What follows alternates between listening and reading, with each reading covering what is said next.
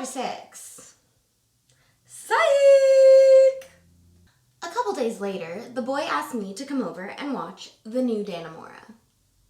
I had an event that night, but went over after. We didn't watch it. We hadn't seen each other in like 3 days or something, so we were rolling around, making out on the suede green couch, unable to focus on anything else. He was going down on me when I looked into his eyes. I want to have sex. You do? Yes. Are you sure? Yes. We don't have to. I know. I want to. What if I don't want you to let us? I laughed. I mean, we don't have to, but I really want to. It had only been like a week and a half since the magnet had been unlocked, but I felt like we'd waited long enough. This attraction didn't feel like it was going anywhere anytime soon, in my mind at least, so what were we waiting for, you know? Before, when I said I didn't want to have sex, it's because I was still thinking maybe we could stop this whole thing from happening. Make out once, then just be friends. That fantasy had long been imploded. He seemed unsure. Scared even. But only in his eyes, nowhere else. Even just there was surprising to me though, considering how confident and intentful he was whenever we touched. But I ignored it because I was thinking with my dick. He came back up to my face and kissed me, and then he put himself inside me. It was great at first, just to feel him in that way. He's got a great dick.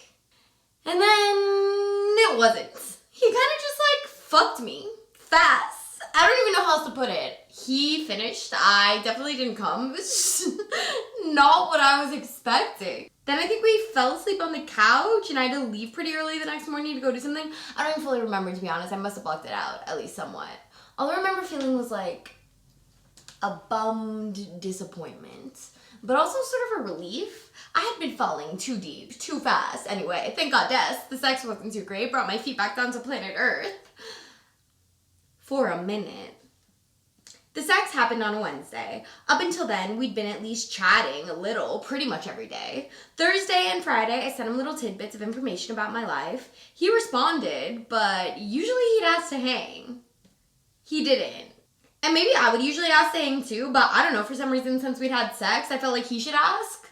That's gotta be some societal programming, right? Or maybe I could just feel some sort of pullback from him that I didn't want to tread over. I do remember a spinning feeling of anxiety that spiraled like the Twilight Zone symbol behind the base of my ribcage deep in my core starting about now.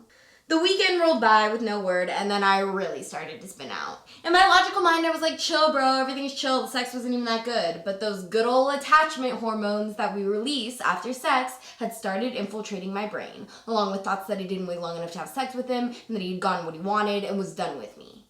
Then, on Sunday, late in the afternoon, I got a text. Hi, Billy, monster face emoji. Hi, what are you up to later tomorrow?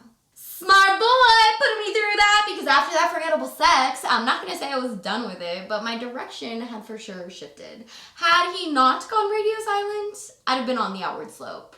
Not to say that I think this was all completely consciously planned out. I'm not giving him that much credit. Though, jury's still out on how much of this boy is the naive little elephant versus the caught little bitch. I teeter back and forth. Though most of the time, my money's on his knowing his every move. He loves to play the naive card to himself and everyone else around him because it's safe and it's easy. He's an incredible actor, which requires a high level of emotional intelligence. I'm sorry, sweetheart, just because you choose to ignore that does not mean it ceases to exist.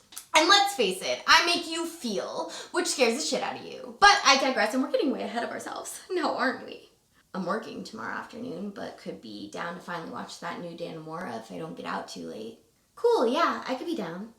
I was relieved. Sure, the sex was subpar, but it was the first time. Maybe it would get better. Plus, it didn't negate the fact that when he touched me with the tip of his pinky, I felt it reverberate through my whole system like a gong. The next day, he texted me a little before 5 p.m. Hey, I'm just getting done. What's your schedule? Hi, I'm chilling. Hey, so I'm heading back now, but I just got an audition for the morning before I get on my plane, so I'm not sure tonight's gonna be the best now for a hang. Eyes welling up emoji. Oh, you leave tomorrow? 5 eyes welling up emojis? That's sad. He called me to continue the conversation. It was a week before Christmas, and the industry was getting ready to shut down for the year.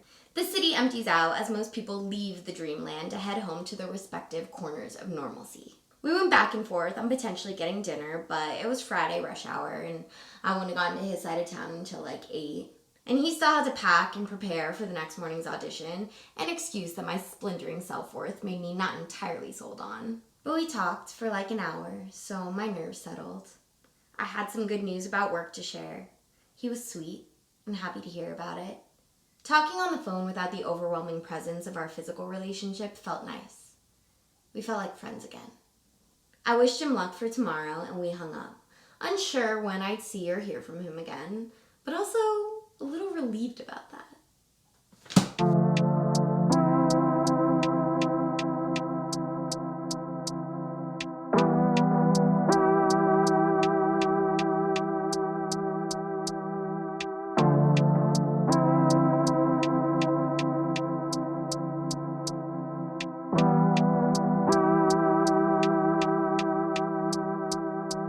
Watch me dance around them puddles. Maybe I can walk on water. Tears really make it better. Hit me with the dash and combo. Sometimes hot, heavy sorrow. The game still cuts like summer. Us under trees like butter. Spread out these new colors. Think of how you said my name. Think of how we both said grace. Followed you down the stairs. Think of where you put your face. Skirt so round like petals. Jeans too tight like metal. Baby so good with the tempo. And you woke up my vessel. Saying watch me dance around them puddles. Maybe I can walk on water. Tears really make it better. Hit me with the dash and combo. Sometimes hot, heavy sorrow. But the game still cuts like summer. Us under trees like butter. Spread out these new colors.